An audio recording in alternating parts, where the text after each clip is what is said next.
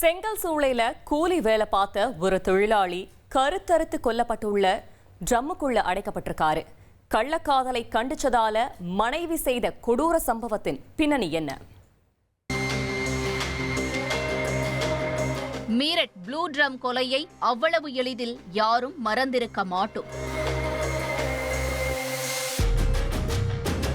கணவனை கொன்று பீஸாக்கி ட்ரம்முக்குள் அடைத்துவிட்டு கள்ளக்காதலனோடு சேர்ந்து ஹனிமூன் சென்றார் ஒரு கொடூர மனைவி. உத்தரப்பிரதேச மாநிலத்தில் நடந்த இந்த பயங்கரத்தின் சாயல் தற்போது ராஜஸ்தான் வரை எதிரொலித்ததுதான் அதிர்ச்சிகரமான விஷயம். இங்கும் ஒரு மனைவி ஆசை காதலனுக்காக கணவனை கொன்று உடலில் உப்பு தடவி ட்ரம்மில் அடைத்துள்ளார். ராஜஸ்தான் மாநிலம் கைர்தல் திஜாரா என்ற இடத்தில் உள்ள ஒரு வீட்டின் மொட்டை மாடியில் துர்நாற்றம் வீசியபடி ஒரு ப்ளூ ட்ரம் இருப்பதாக போலீசாருக்கு தகவல் கிடைத்தது. உடனே அங்கு வந்த போலீசார் மொட்டை மாடியில் துணியால் மூடப்பட்டிருந்த அந்த நீல நிற ட்ரம்மை திறந்து பார்த்தபோதுதான் காத்திருந்தது பெரும் அதிர்ச்சி. உள்ளே இருந்தது ஒரு ஆணின் சடலம். அது கழுதறுப்பட்ட நிலையில் உப்பு தடவி அடைத்து வைக்கப்பட்டிருந்தது. அந்த உடலை ஆய்வு செய்த போதுதான் அதே வீட்டில் வாடகைக்கு தங்கியிருந்த கூலி தொழிலாளி ஹன்ஸ்ராஜ் என்பது தெரிய வந்தது.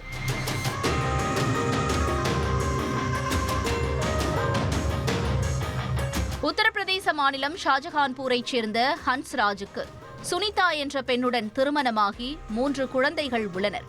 இவர்கள் கடந்த சில மாதங்களுக்கு முன்பு ராஜஸ்தான் மாநிலத்திற்கு குடிபெயர்ந்திருக்கிறார்கள். கைர்தல் திஜாரா பகுதியில் வாடகைக்கு வீடெடுத்து குடும்பத்துடன் தங்கி அங்குள்ள ஒரு செங்கல் சூளையில் கூலி வேலை செய்து வந்திருக்கிறார் ஹன்ஸ்ராஜ். இந்த நிலையில்தான் சம்பவத்தன்று இப்படி மொட்டை மாடியில் ட்ரம்மில் அடைக்கப்பட்ட நிலையில் சடலமாக கிடந்துள்ளார்.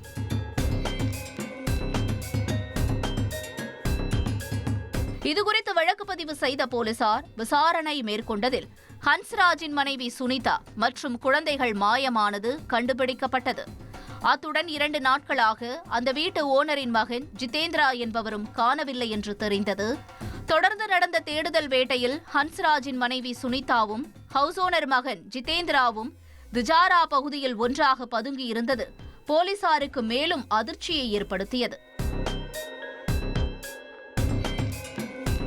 உடனே இருவரையும் பிடித்து விசாரித்த போது ஹவுஸ் ஓனர் மகனுடன் ஏற்பட்ட கள்ளக்காதலில் சுனிதா கணவனை கொன்றது தெரிந்தது. கூலி தொழிலாளியான ஹன்ஸ்ராஜ் மது போதைக்கு அடிமையாக இருந்துள்ளார்.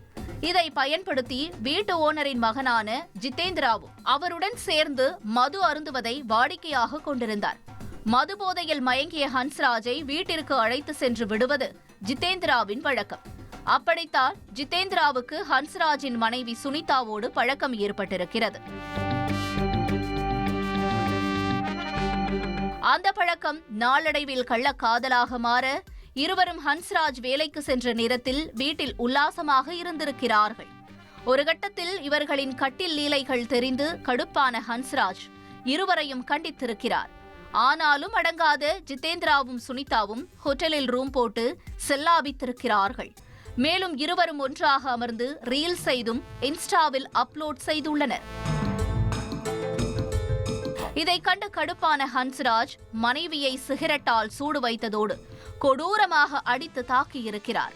இதனால் ஆத்திரமடைந்த சுனிதா கள்ளக்காதலுக்கு தடையாக இருக்கும் கணவனை தீர்த்து கட்ட திட்டம் போட்டிருக்கிறார். அதன்படி சம்பவத்தன்று மதுபோதையில் வீட்டிற்கு வந்த ஹன்ஸ்ராஜை சுனிதாவும் ஜிதேந்திராவும் சேர்ந்து கழுத்தறுத்து கொலை செய்திருக்கிறார்கள். உடல் முழுதும் உப்பு தடவி ட்ரம்மில் அடைத்து வீட்டு மொட்டை மாடியில் வைத்துவிட்டு எஸ்கேப் ஆனது விசாரணையில் தெரிய வந்தது. கள்ளக்காதலுக்கு தடையாக இருக்கும் என நினைத்து குழந்தைகளை பெற்றோரிடம் ஒப்படைத்துவிட்டு காதலனோடு தலைமறைவாகி இருக்கிறார் சுனிதா. போலீசார் ஹன்ஸ்ராஜின் பிள்ளைகளிடம் விசாரித்ததில் தந்தையின் உடலை ஹவுஸ் ஓனர் மாமாவுடன் சேர்ந்து தாய் நீலா ட்ரம்மில் அடைத்து முதலில் சமையலறையில் வைத்ததாகவும் பிறகு இரவு மொட்டை மாடியில் வைத்ததாகவும் ஹன்ஸ்ராஜின் 8 வயது மகன் வாக்குமூலம் கொடுத்திருக்கிறார். விசாரணையின் முடிவில் கணவனை கொன்ற மனைவி சுனிதாவையும் ஹவுஸ் ஓனர் மகன் ஜிதேந்திராவையும் போலீசார் கைது செய்து சிறையில் அடைத்தனர். இனி செல்லும் இடமெல்லாம் செய்தி. தந்தி டிவியின் வாட்ஸ்அப் சேனலை ஃபாலோ பண்ணினா செல்லருக்கும் இடமெல்லாம் செய்தி. இதோ QR கோட் இப்பவே ஸ்கேன் பண்ணுங்க, ஃபாலோ பண்ணுங்க.